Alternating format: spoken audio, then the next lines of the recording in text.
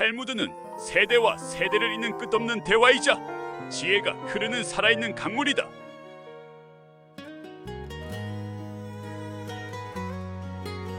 회당 마당의 모래는 여전히 그 자리에 있었다. 하지만 요나의 마음속 모래는 어느새 굳어져 돌이 되어가고 있었다. 그날 이후 요나는 먼저 하려고 노력했다. 먼저 인사하고, 먼저 자리를 비켜주고, 먼저 말끝을 고치고, 먼저 웃으려 했다. 그런데도 어떤 일은 먼저가 늦어버리기도 했다. 1. 늦어버린 하루. 그날은 장날이었다. 마을 중심의 거리에는 상인들이 줄을 섰고 향신료 냄새와 따뜻한 빵 냄새가 섞여 공중에 떠다녔다. 아이들은 동전 하나라도 더 얻으려고 심부름을 뛰었다. 어른들은 서로 가격을 흥정하며 목소리를 높였다. 요나는 레비와 함께 장에 가기로 했었다. 둘은 그 전날 약속까지 했었다. 내일 장에서 새로 나온 대추빵이 있대. 진짜? 그거 엄청 달다던데. 우리 둘이 반씩 먹자. 레비는 웃었다. 그 웃음이 요나에게는 소중했다. 얼마 전까지만 해도 레비의 웃음은 회복 중인 웃음이었으니까. 그런데 장날 아침 요나는 집에서 서둘러 나오다가 아버지의 심부름을 받았다. 요나, 회당에 가는 길에 이걸 사오너라. 잊지 마라. 네가 꼭 해야 한다. 요나는 급히 고개를 끄덕였다. 알겠어요. 금방 다녀올게요. 문제는 그 금방이 아니었다. 상인이 말하길 방금 팔렸다. 다른 상인은 조금 기다려라. 누군가는 저쪽 골목에 있다. 요나는 뛰고 또 뛰었다. 숨이 차고 다리가 당겼다. 그러다 문득 떠올랐다. 레비 기다리고 있겠지? 요나는 방향을 틀어 약속 장소로 뛰어갔다. 하지만 약속 장소엔 레비가 없었다. 요나는 주변을 둘러봤다. 대추빵 가게, 우물가, 곡물 상인, 채소 상인. 어디에도 레비는 없었다. 그때 지나가던 아이가 말해줬다. 레비? 아까 혼자 빵 사서 갔어. 너 기다리다가 얼굴이 별로였는데. 요나의 가슴이 덜컥 내려앉았다. 아, 또였다. 요나는 도망치고 싶었다. 그런데 라삐의 말이 떠올랐다. 용기는 먼저 하는 것이다. 요나는 숨을 크게 들이마시고 레비의 집으로 향했다. 문 앞에서 멈춘 발. 레비의 집 앞에 섰다. 문은 닫혀 있었고 창문 너머로 낮은 말소리만 들렸다. 요나는 손을 들었다가 멈췄다. 노크하려는 손이 허공에서 굳었다. 이번엔 내가 잘못한 게 아니잖아. 심부름이었잖아. 그래도 약속은 약속이잖아. 근데 레비가 나 때문에 또 상처받았다고 생각하면 이미 나는 사과를 많이 했잖아. 또 사과해야 해? 레비도 이해해줘야 하는 거 아니야? 머릿속이 시끄러웠다. 그 시끄러움이 결국 요나의 손을 내려놓게 했다. 요나는 발걸음을 뒤로 뺐다. 그 순간 문이 열렸다. 레비의 어머니가 문틈 사이로 요나를 보았다. 요나? 요나는 깜짝 놀라 고개를 들었다. 아, 안녕하세요. 레비가 너 얘기를 하더구나. 들어오렴. 요나는 들어가려다 망설였다. 아니에요, 괜찮아요. 그냥 잠깐. 레비의 어머니는 조용히 말했다. 요나야, 너희가 싸우면 집안 공기가 달라진단다. 들어와서 말하고 가렴. 그 말은 따뜻했지만 요나에게는 더 무거웠다. 요나는 마치 벌을 받으러 들어가는 사람처럼 집 안으로 들어갔다. 레비는 방 안에 앉아 있었다.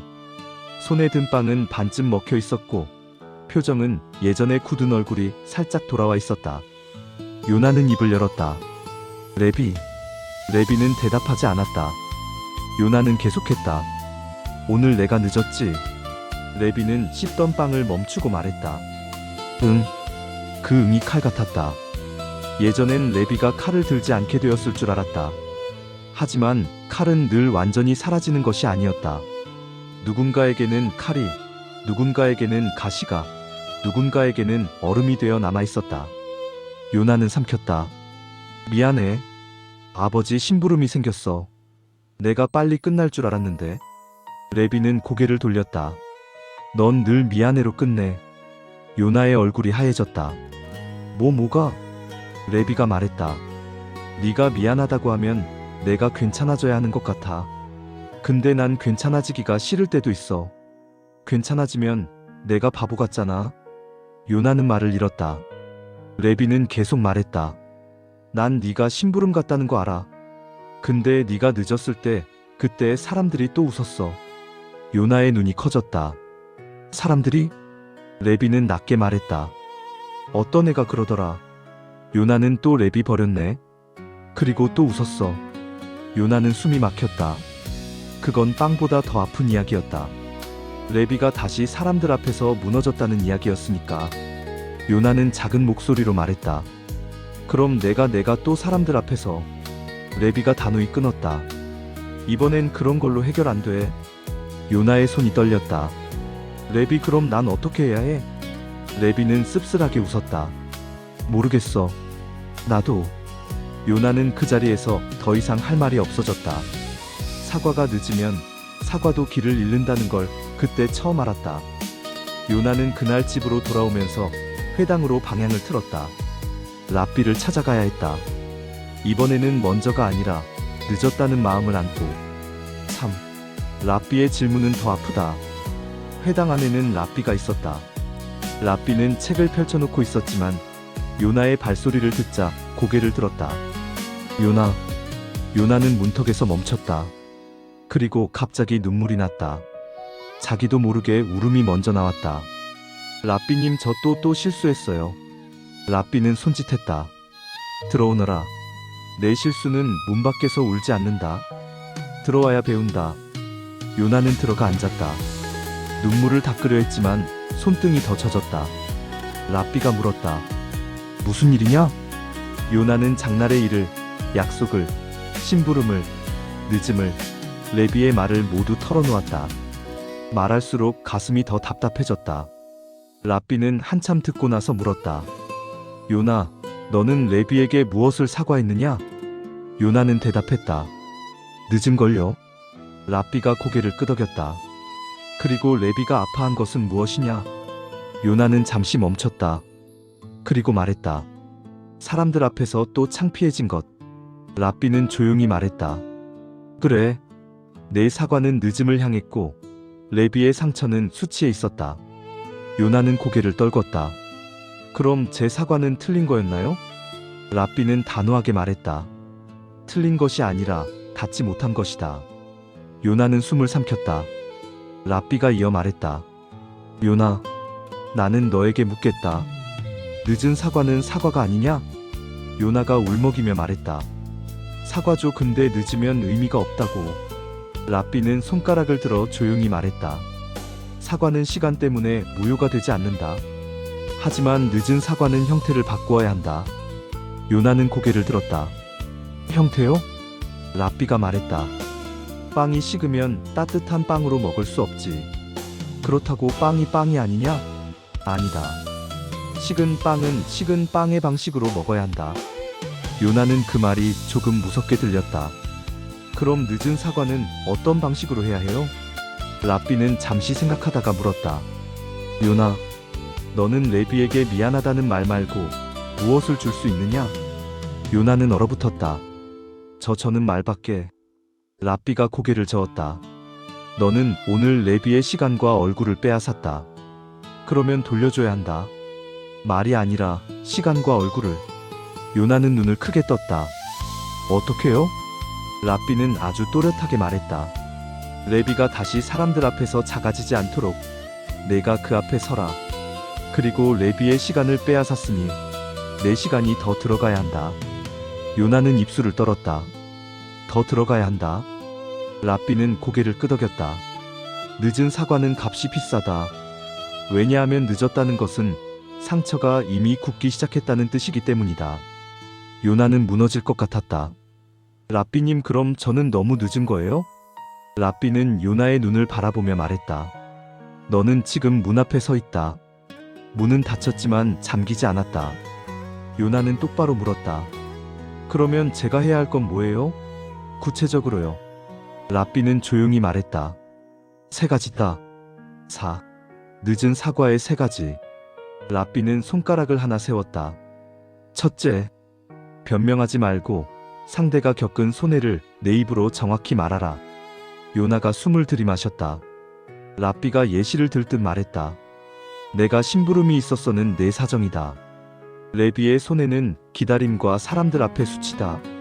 너는 그걸 네 입으로 말해야 한다. 요나는 고개를 끄덕였다. 랍비는 손가락 2개를 세웠다.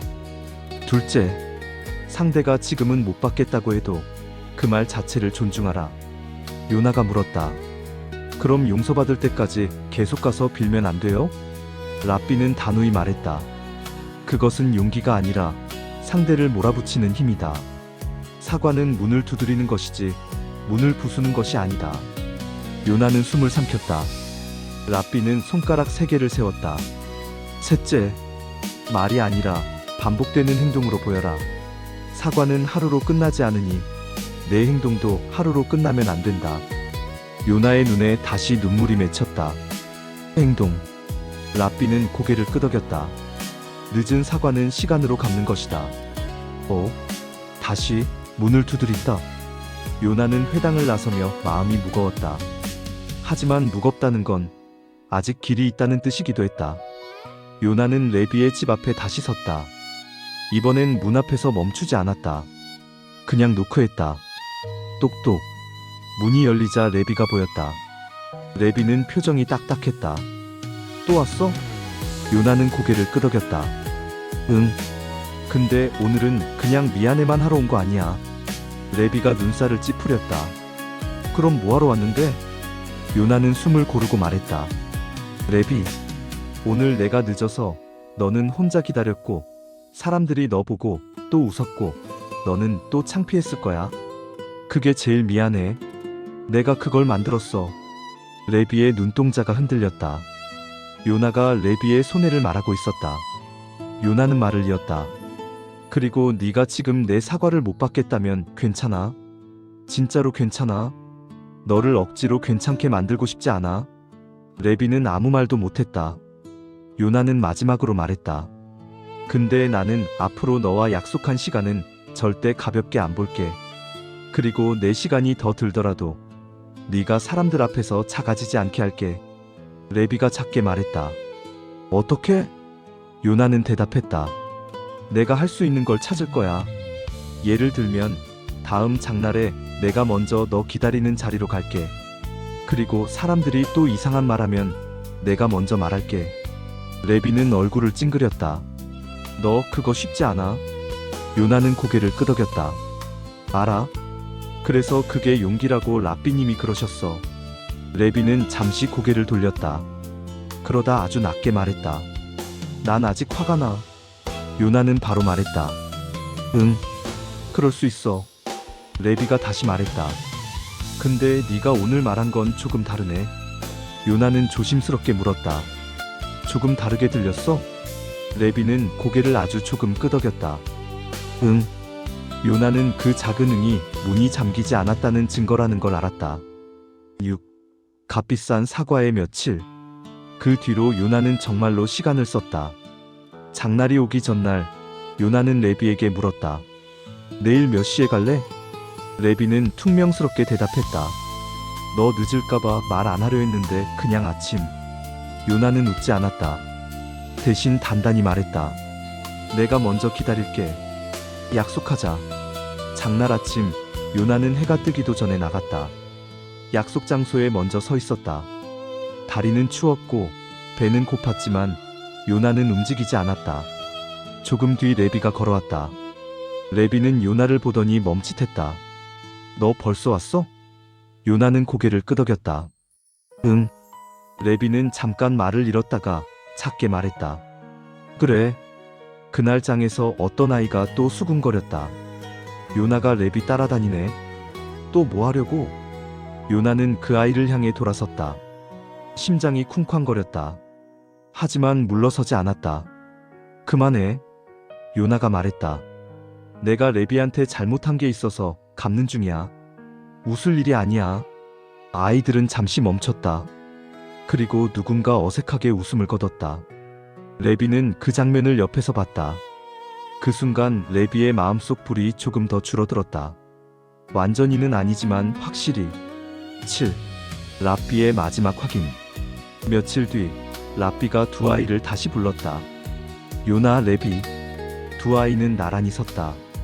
이번엔 레비가 먼저 입을 열었다. 랍비님. 요나가 계속 행동으로 보여줬어요. 요나는 놀라 레비를 봤다. 레비는 계속 말했다.